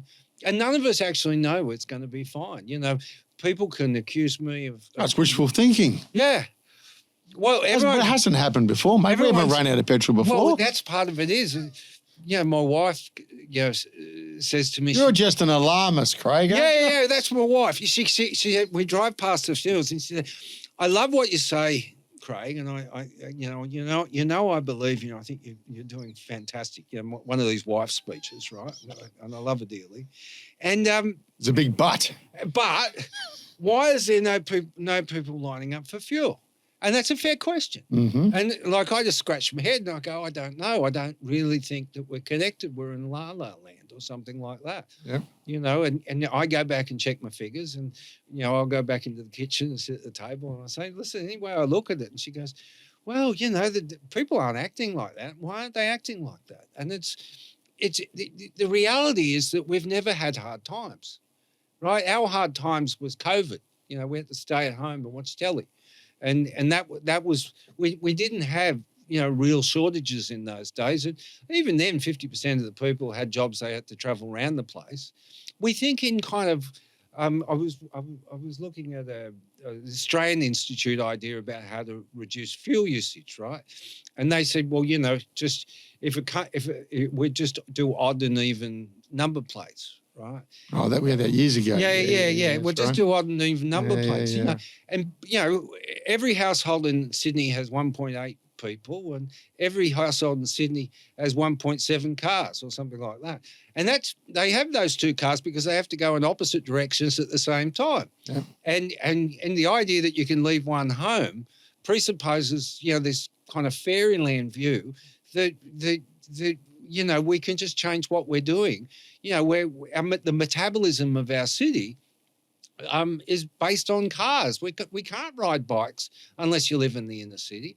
We can't ride bikes and we can't move around the city. We can't go to the kids' soccer match. We can't do anything. They were going to ban cars on Sundays. We've also got a lot of what's called trucks, which transport all our food. All our food. That's right. And they're all diesel. That's right. Yeah, they say just get electric ones. I say, sorry, you can't get the copper to build this infrastructure so you can have electric trucks. I heard somebody on radio the other day saying, well, that's a great job for electric trucks. Why don't we? Do they have any idea how far our trucks travel? Like, we're a big country, and in dispersed major population centres, our electric trucks would need to recharge every 200 or 300 kilometres, and that would take hours, and that would go into our cost of food, et cetera, et cetera. Now, we can build that infrastructure over the time, but we have to have first principle thinking about it. We can't just do it via ideology. All right, you've opened a Pandora's box. Let's look at part B of this whole conversation, which was around the leadership of the world too. Yeah. I'm going to ask you about that. All right, let's go through the key players. Xi Jinping. How's he sitting at the moment? Well, it's hard to tell, to be honest. He's got a 25-year plan. He's dropping on us a significant level of difficulty with rare earths. He's dropping on us a whole bunch of control. There's an element of significant strategic planning and execution on his side in his favour. But can it be equalised by? I don't think it's any coincidence that Trump took Venezuela and tried to take Iran. It might end up in a... and he's looking at Cuba as well. And Cuba as well. Yeah, as an oil play. Like everybody It's quite smart in that regard. Everybody says regime change. Look how it ended up in Iraq and Afghanistan and all this kind of stuff. It didn't really work. But that's first level thinking. The second level, of hierarchy is if you're existentially threatened, right, because they may cut off your rare earths, you need a bargaining chip, right? And that changes people's principles about whether regime change makes sense. Because if you need to if they're going to cut off your rare earths, I'm not saying I agree with this. I'm just saying you can understand. Yeah, but it's been since day dawn. It's called, cutting off the opposition's trade supply or whatever the case is, right? I mean, they're just cutting the Romans have been doing it since you and I were discussing. And it goes back to the conjoined twins trying to choke each other. Yeah. The Chinese are doing it with rare earths and the Americans are trying to do it with energy, right? They, take Venezuela, take Cuba. Yep. I don't know how much energy they've got, but take Iran. Yep. And all of a sudden you starve China of energy. Yep. And you bring them to the table on rare earths. Yeah, okay, so Mr. Trump's catching up with Mr. Ping. Could be later this month, face to face. I don't know. I really don't know. Yeah. And interesting, I heard last night that Trump actually extended the offer to China to send some boats. Yep. Which was interesting as well, right? Yeah. To say, and I don't know if China's going to do that because they do support Iran, so it might be a bit cool, but interesting to see what's happening there. Well, there's also rumours that they're shipping him lots of materials and missiles and drones. All the Iranian drones, it turns out, report I saw last night, were made by China, right? And the Iranian drones are made by China. The Iranian drones were made by China. I always thought the Iranians made the drones. Well, everybody thought that. And so the new report coming out, and I can't verify it because it's all intel. Yeah. is that there are in fact Chinese drones that have been shipped there, right? And right. and They're the same drones which are then going to Russia, are they? yeah, the same drones that go to Russia, and then the drones go to the Ukraine in a bad way. Yeah. And they're all being shipped out of China. Interesting. So you could see this. You could see this getting quite difficult because there's an element of forward planning in the Chinese strategy that you don't know exactly where they're going. Right. Well, he's just purged all his generals and his leadership. Yeah. And the other part, which is interesting, based on what you've said today, I've heard a couple of economists say that China's actually struggling on the domestic economic play at the moment. Terribly struggling. Okay. So Mr. Ping's got to sort that out, doesn't he, somehow? Well, I think it's going to be difficult for him to sell. So, like he's flooded the market with housing, as we know, and they had a bubble for real estate. They had 2.4 homes for every person in China. Yeah. And they've got an aging population.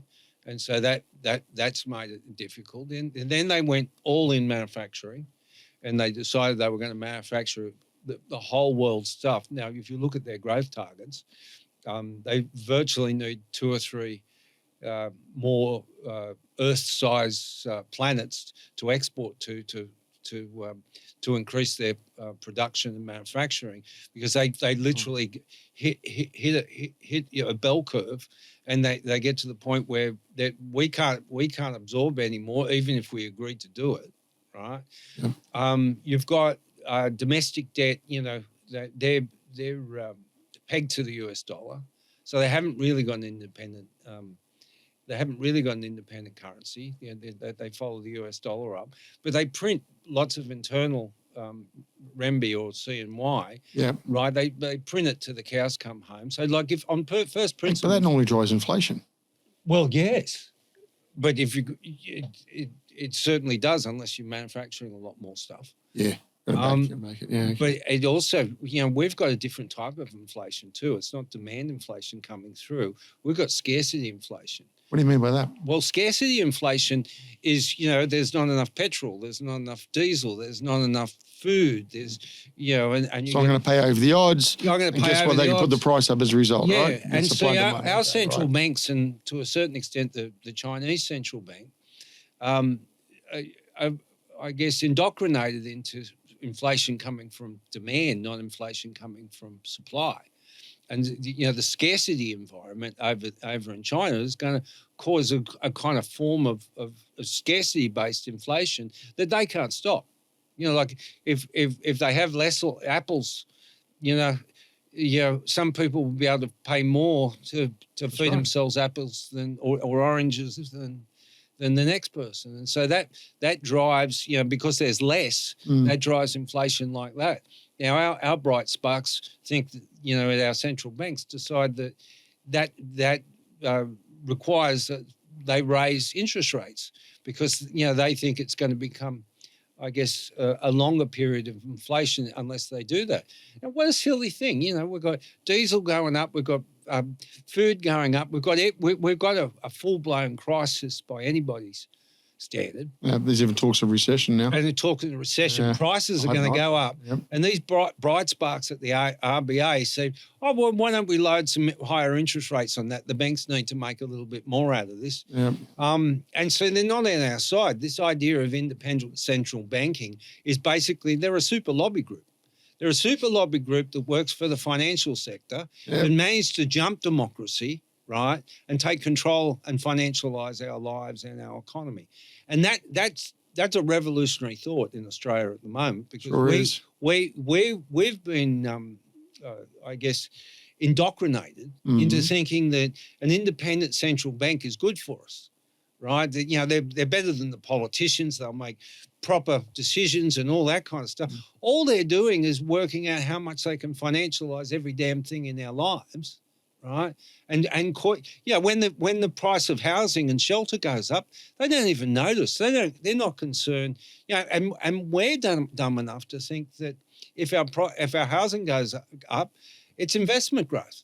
It's not how it's shelter cost that goes up. That's right. But we use the word growth instead, right? Yeah, and On all ourselves. all So my we're going to sell it one day to downsize. all my age group Yep. have got rich because we were into the housing market earlier. Yep. And so we've been the beneficiaries of asset inflation, and all the young people have been impoverished. Yeah. What'd you build for it? Hey? What'd you build? What'd you do? What'd you create? Yeah. Nothing. You bought a house. You bought a house, and that's all you did. Yeah.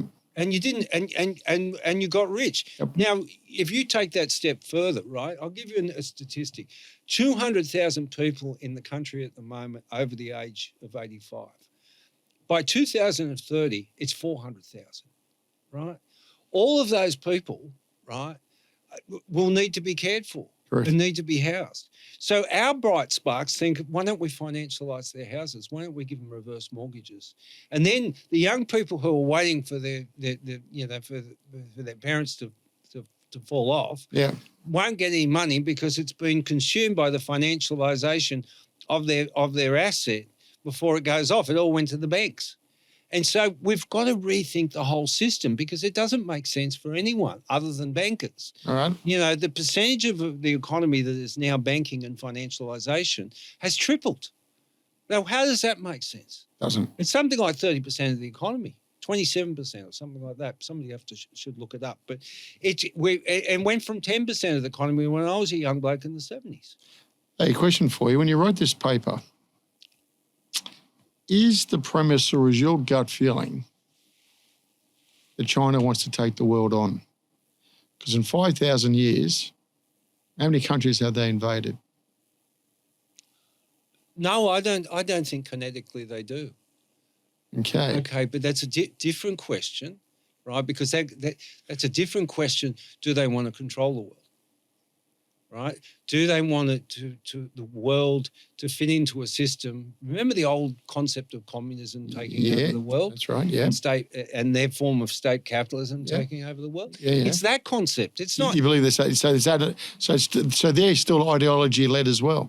They're ideology-led as well. They think they've got a system that's, more beneficial and better for the community that they have than we have. They look at our system as, I guess, going to the last days of Rome. It's Caligula. It's we've become confused about many, many things, and so from their point of view, they look at our system as kind of weird, and we'd probably do with some Chinese communism, so to speak. All right.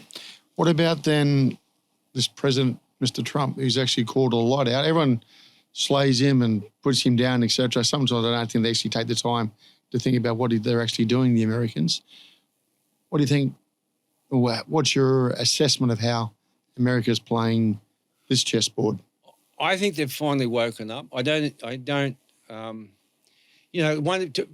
Trump is so divisive because of his style, right? Yeah, but park the style for a second. Let's park his style for a minute. He's trying to rebuild manufacturing. He's trying to create what Hamilton imagined, all right, which is, the state of manufacturing, because freedom and liberty are set upon it, are founded upon the idea that you can, provide your own stuff. Right. You don't rely on foreign powers. And I think intuitively he saw through it very early. And so he's tried to put in place as best he can a change and reverse course. Now, from that point of view, I think what he's doing is making sense purely at a policy level. We look at, for instance, what's happening with the Mexican cartels and things like that. Yeah. The Chinese have flooded, and, they're ultimately responsible, with the cartels, have flooded the US with drugs. Yep. And, caused all kinds of suffering. That happened to the Chinese too, with the British, with the opium wars. Yep. The British flooded the China with drugs as well. It worked well to destabilize China and impoverish China. It was working well in the American system. Has another state got the right to flood a country with drugs? Doesn't make any sense to me that you would allow that to happen. You want to protect your young people. That's first principles. Mm. And so you've got to do something about it. You can't, the idea that, you can leave open borders and let these things just flow across and then ignore the social consequences, I don't think it's humanitarian. The idea that you can, have just open borders and allow any level of immigration is not sensible. So in terms of then, he's also opened up, or he's encouraged, was it drill baby drill, dig baby dig, Yeah, type of thing. So that's going to open up. LNG opening back up. yeah. He wants to have more trade. We'll go to the Arab states in a second. And therefore, are we going to see, rather than the regression of skills that you talked about earlier, are we going to start seeing Americans become back into upskilling? It's very tough. We're going to see it, but this is not a 2 or 3 year plan. This is not going to happen in Trump's administration. Trump's, the world probably goes fast for you too.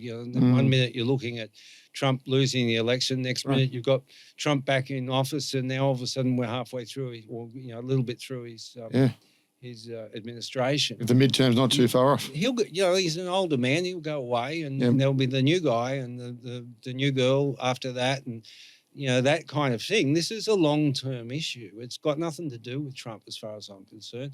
But not just Trump. Does the American psyche, has that changed? This is what we got to talk about. You were talking about, we just can't talk. Leadership comes and goes. It's the big play about the psyche. The Chinese have got the 25-year psyche. Yeah. And the plan, right? Done. And they're focused. All right. Okay. Has the Americans got it? I don't think they have. Okay. Where's the Russians at then? The Russian. Well, we tried to sanction them, but now we're paying top dollar for their oil. All those sanctions came off. We're taking their oil. Hey? We're taking their oil. Yeah, everyone's taking their oil. Yeah, so all this stuff that the government came out with, we're not going to touch Russian oil, even though they're attacking Ukraine, is absolute garbage, isn't it? It's absolute garbage. Yeah. And Putin understands, what I've talked about as far as the supply restrictions on the West. He understands that Europe can't really fight because it doesn't have its own rare earths and copper and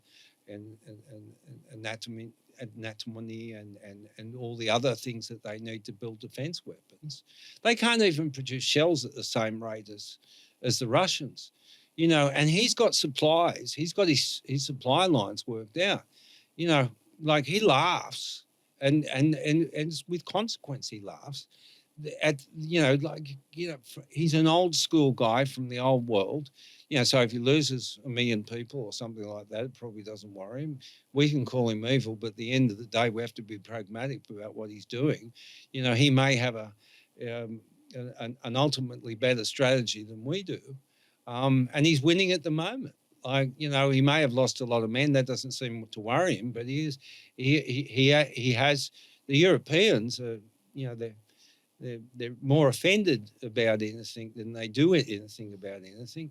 Germany can't produce weapons. It can't. It's going to have to bring in conscription. That they've literally. I think Macron said the other day that the Ukraine army is the best European army that they have. They can't let it go because there's nothing behind it. They see the Ukraine necessarily as part of Europe, and they have to hang on to it and supply it as much as possible.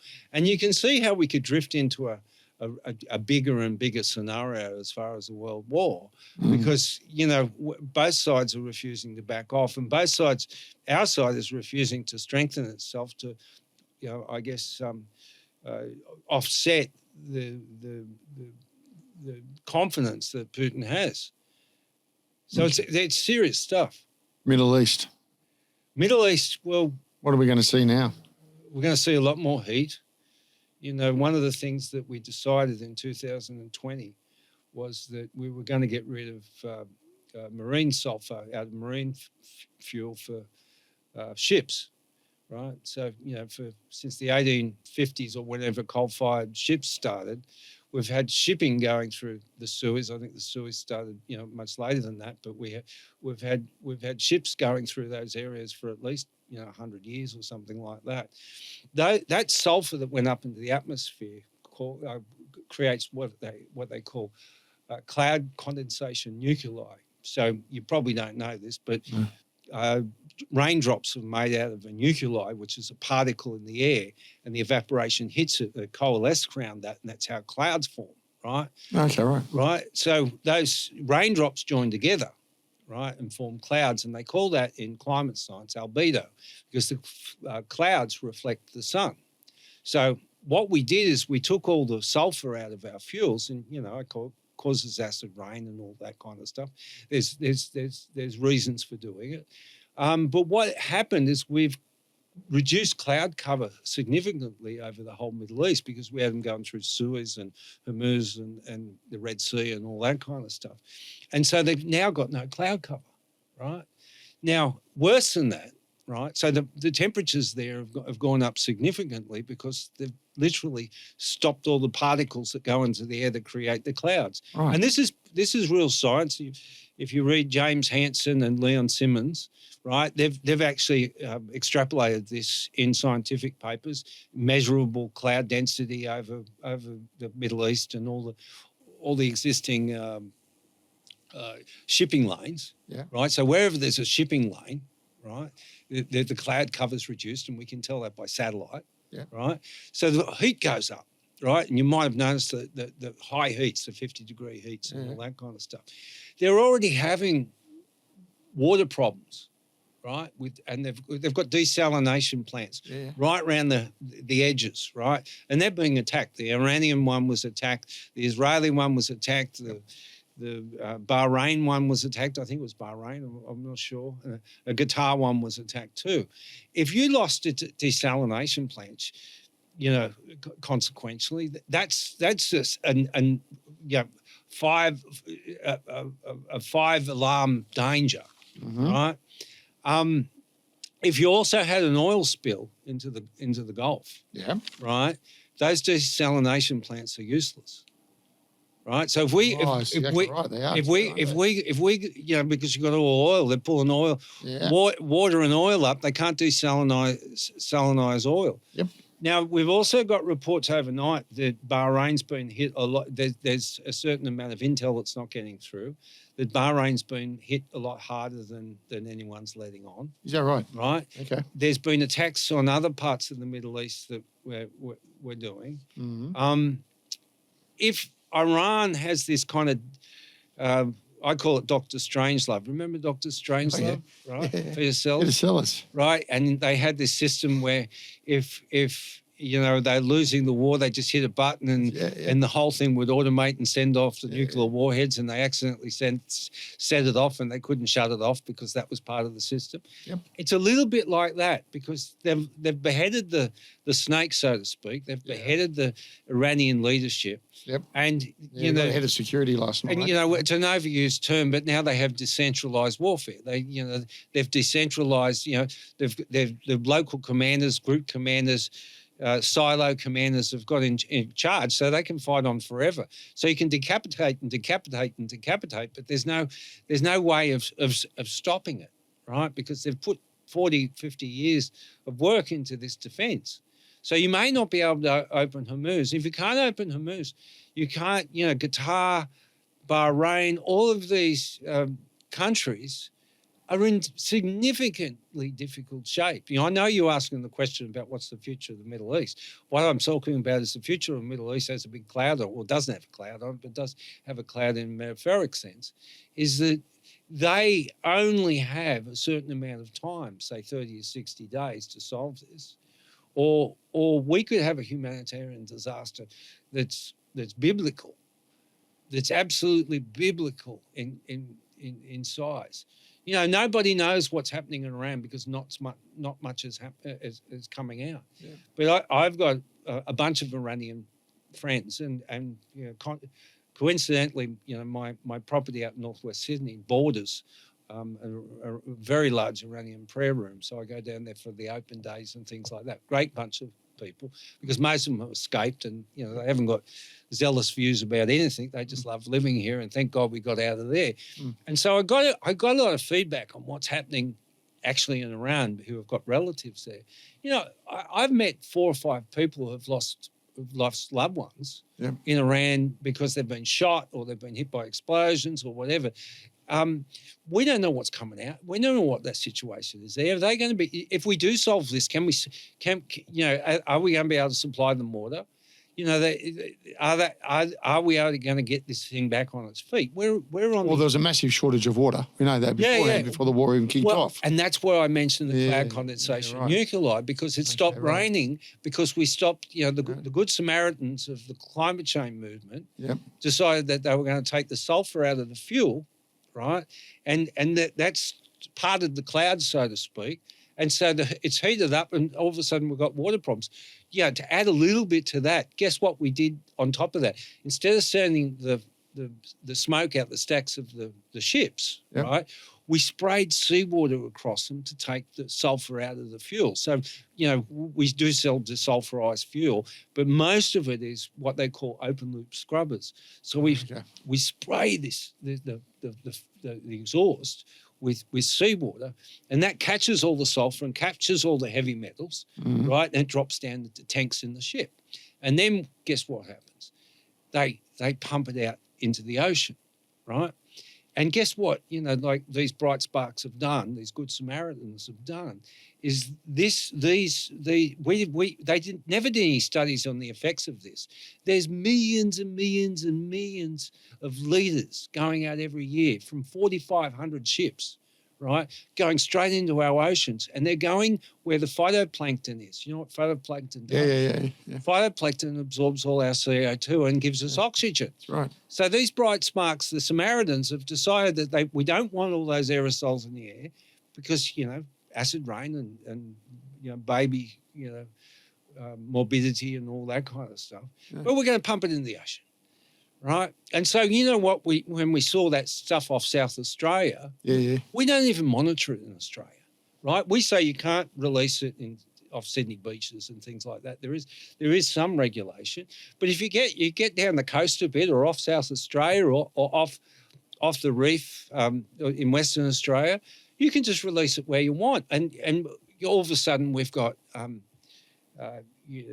mangroves dying up in the north. There's tens of thousands of hectares of mangroves died in Indonesia and north of Australia, right? Because we're at the acidification of the oceans around there due to these ships pumping all this grump out, whatever we call it, the emulsions. But on top of that, there's tons of heavy metals in this effluent. That's the word I was looking for. Okay. So the heavy metals go into the sedimentary fish, right? Yep. And we catch the fish and we eat the fish and poison ourselves. So we do that with tyres too. We don't regulate tyres.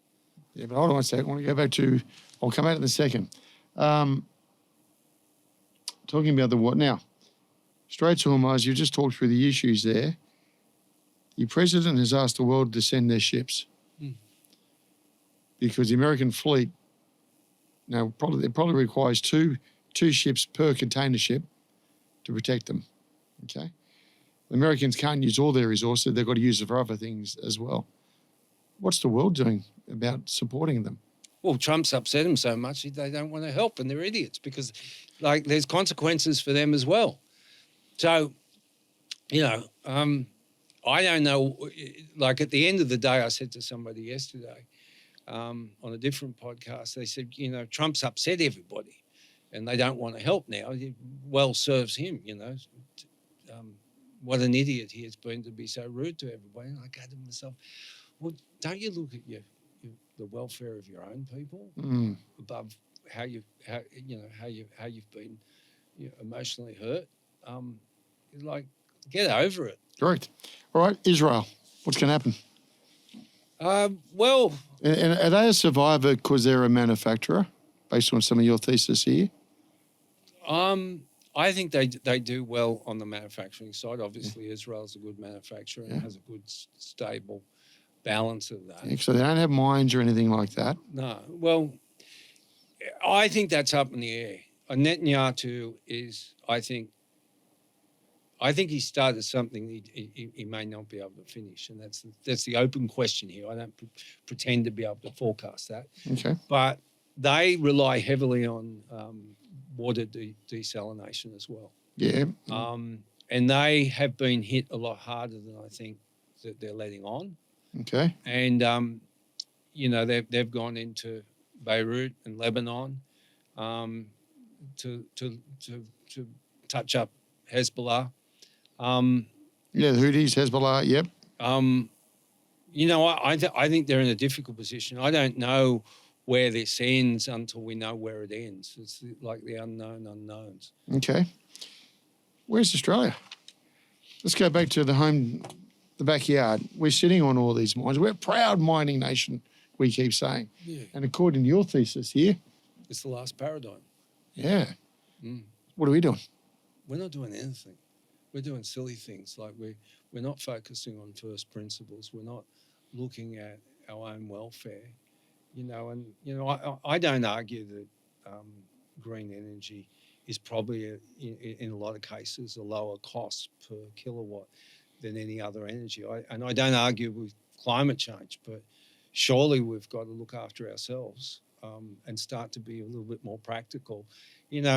I've read all Menzies' speeches, right? And, he was a very practical man, and because he had to run a country during a war. Curtin was a practical man too. I've read all his speeches as well. Yeah. We need practical men in charge. We don't need geniuses.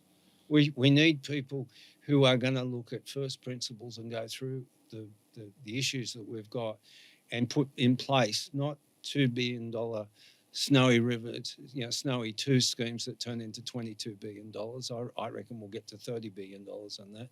We need people who are willing to take hard choices and to make sure that our population survives in a way that isn't too ruinous to our population's welfare.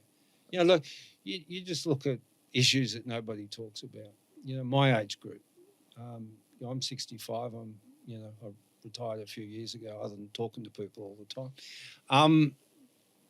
50% of my age group haven't got any money, right? The other 50% are doing all right, right? But 50% have got less than $100,000. If you go to the bottom 25%, they've got less than $25,000. I don't know about you, but a lot of my mates are doing it hard, and one of the things... It's week by week for a lot of people. Hey? Week by week. Week by week. And they're doing it hard. And if they have to do it any other hard, I don't know where it ends up.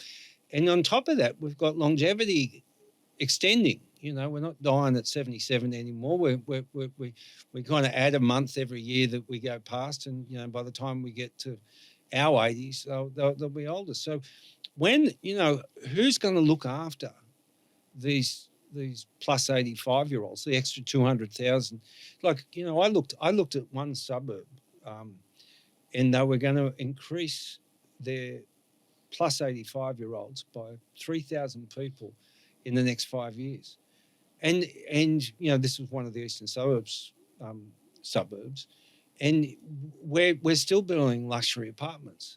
They're not apartments for nurses or doctors or immigrants or anyone that's going to help us do anything. Yeah. They're apartments that that cost $3 or $4 million that no worker can afford to live in. My brother is a cop, and he used to travel from the Hornsby all the way to Bondi to because he can't afford to live in Sydney. Because he can't afford to live in Sydney. Bring the kids up.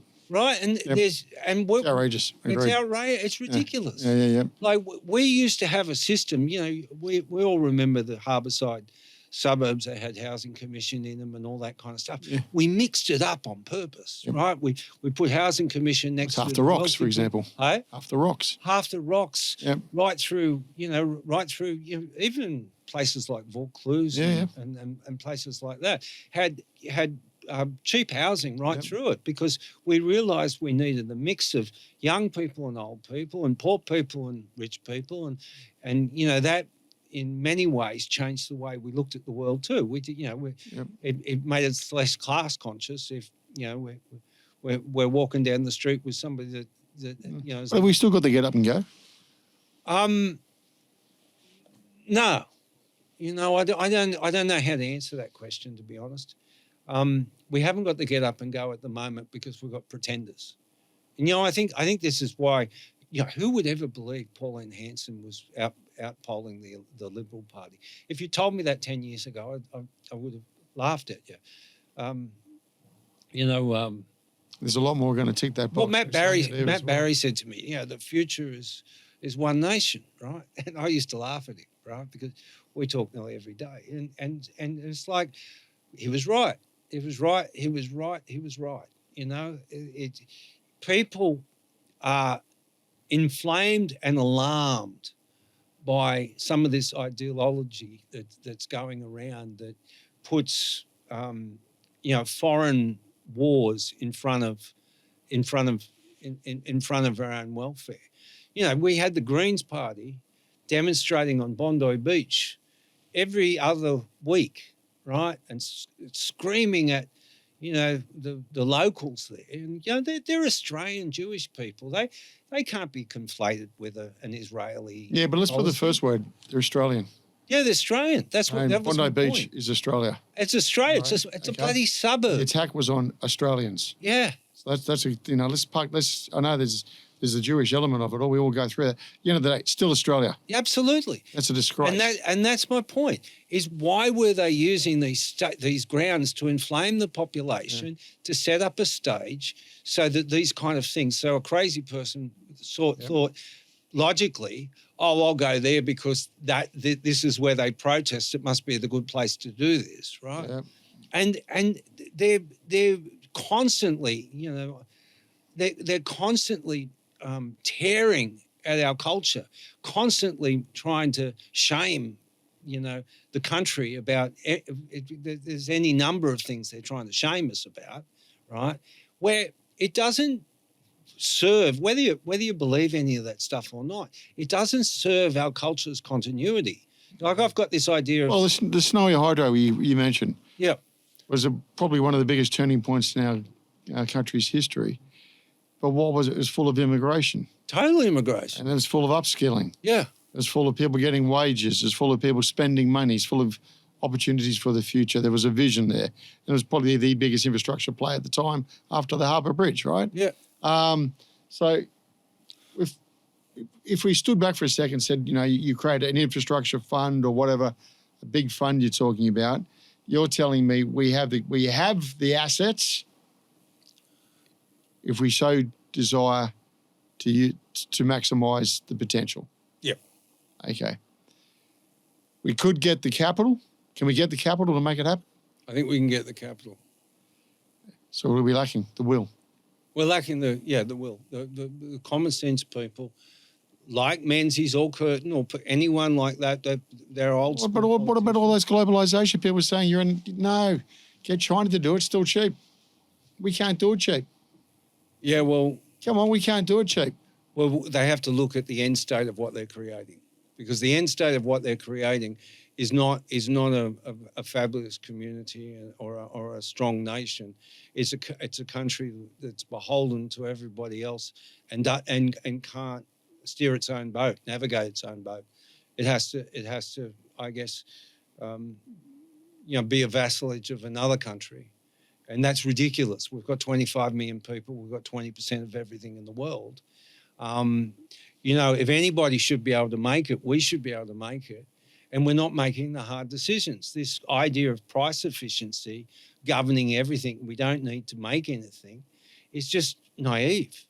It's a situation where people will take advantage. It's like I don't need any clothes in winter. I don't know. I'm searching for an analogy, but it's a crazy belief system that we don't need to to do anything, and that we don't need electricians and miners and all these kind of How do you things. wake? So, the part of your thesis is about waking the world up. Yep. All right. But we're sitting in Terra Australis.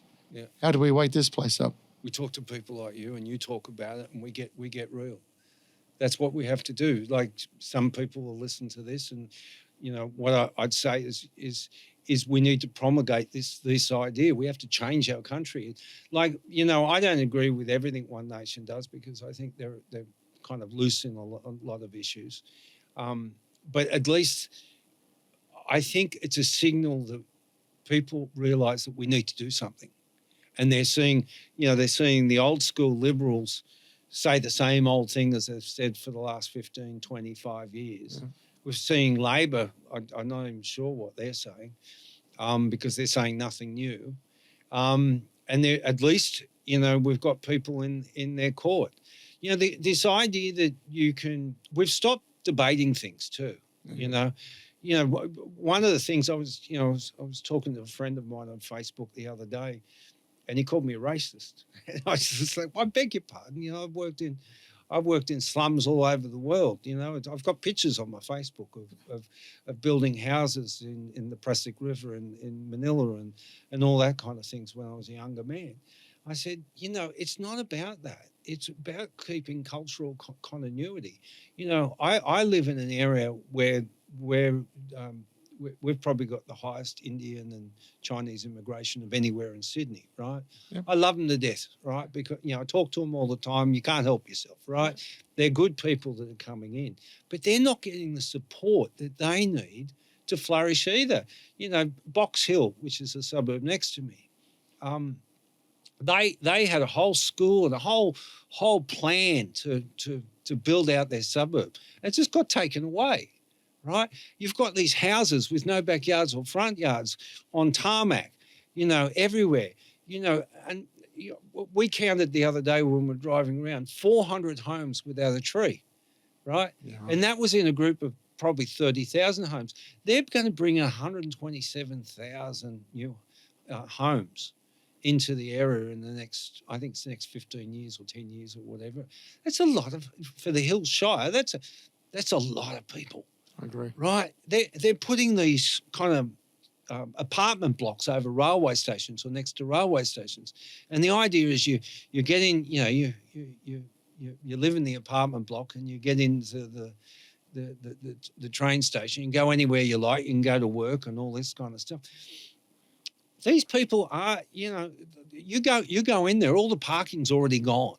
Like, we've built out the infrastructure for transport, and you go in there in the morning and the car park's full. You can't find a car park, right? They can't get the people on the trains, yep. Right? And they've just built the thing, right? They're not building infrastructure to make these people world flourish. They're building these box homes based on, I guess this idea that we'll just keep building because it expands our economy, and it really the idea we're getting 1 or 2% GDP out of immigration, right? Because they're bringing money, but they're also remitting $32 billion a year. Yeah, it's true, right? So they come here, they work, and then they remit this, and they send all their money home. Yeah. Fair enough. They should be allowed to do that. Absolutely. But we account for it properly. But we should think about it. It's not, all this education is a net loss. And we've got silly degrees. Like, it's not real education. We've already got young blokes running around Western Sydney, looking up NDIS businesses and there's no one home at any of them, and they're all locked up shops and all these kind of things. They've got great websites and things like that. Somebody said to me the other day, can you find a fraudulent NDIS business? I said, I reckon I can find one in half an hour, right? So I stacked up the whole NDIS provider list, and I stacked it up with the education list too, the educators, and I put it in an AI engine, right? And I made a little mini foundation engine in it. And I dragged out all the details, the phone numbers and all that kind of stuff, and the addresses and the emails, and I looked for correlations, and there were correlations between an NDAS provider, education provider, an IT services provider, and they were all addressed at the same thing. And the funny thing is, they had the same pictures with different names on their businesses. And so I thought, okay, well, let's look at this location. You go on Domain, and you can, look around the place, and you go on the maps, Google Maps, and you can look around the place and all that kind of stuff. They were working out of the back of a warehouse that looks like all of these fabulous businesses that look great, businesses on their website, and they're looking after people, and they've got nurses, looking after old people and things like that. It's actually a back of a factory and it's a garage, and there's obviously nobody there. And we know what happened. Was it Minnesota? Was over? They went over and they visited all the Somalians. Yeah, it's huge. It's huge. Absolutely. It's happening here too. I agree. So how do we stop the leakage? How do we get sensible about our own money? So, finishing up, because we've got to finish up. What did you set out to try to achieve on your paper? Waking everyone up. How you reckon you're going? Well, I don't know the net effect, obviously, but I'm talking to a lot of people, and I'm getting a lot of more interview requests and all that kind of stuff. I wrote the first paper because I was going to go on a podcast. It was kind of funny. Yep. So, the Nate Hagen podcast, thanks, Nate, if you ever watch this. He said, you sound interesting. He, got me on the phone call. He said, you sound interesting. Let's do a podcast. And I was terrified, right? Because I basically retired after just managed my own investments after COVID. And so I thought I'd better write an essay, right? Just so I remember what to say. Yeah. And so I released it 2 weeks before the podcast, right? And it got 4 million views in the first 2 weeks. I thought, Jesus, it's going to wear out by the time we get to the next one. So I better write another one. That went viral as well. And I thought, Jesus, this is a bit of a lark. So I've written 10 of them, 11 of them since then. And they've all gone viral. And I've had people, luminaries right across the American business market, politicians, all reach out. I'm in constant discussion with them. It's not just the people I communicated with that wrote me the 500 nice notes, right? The thank you letters. It's people who have got significant influence who are going, thank you for putting it together. So I think we need more of me, right? Because I'm not doing it. I'm not looking for a subscription. I'm not looking for all those things that people look for, right? Okay. I'm doing this because I care about my children's future. I've got 7 of them, a bunch of grandkids as well. Yeah. And if somebody doesn't stand up, nobody will stand up. So, hopefully I'm one of the first ones to stand up, and everyone else will start standing up and guiding us, men and women, guiding us into a direction that is sustainable, right? So that we can preserve this country for what it is. It can change. It doesn't have to be an Anglo-Saxon country. Yep. It can be whatever it becomes, right? But we can't continue in the direction that we're going. On that, Craig, it's been an absolute pleasure today to have a great discussion. Thoroughly enjoyed it. Yep. You've been listening to No Limitations.